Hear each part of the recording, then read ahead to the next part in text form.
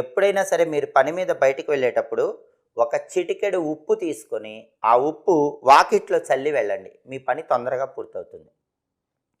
మనకి రాళ్ళ ఉప్పు ఉంటుంది. ఆ రాళ్ళ ఉప్పు కొద్దిగా ఒక చిటికెడు తీసుకొని మీ ఇంటి మెయిన్ ఎంట్రన్స్ బయట వాకిట్లో చల్లి ఆ తర్వాత వెళ్ళారనుకోండి, లక్ష్మీ కటాక్షం వల్ల పనులు తొందరగా పూర్తవుతాయి.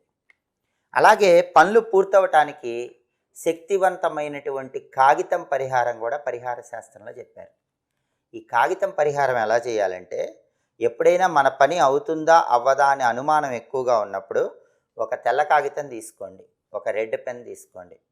ఆ రెడ్ పెన్తో తెల్ల కాగితం మీద ఒక ట్రయాంగిల్ బొమ్మ వేయండి, త్రిభుజం బొమ్మ వేయండి.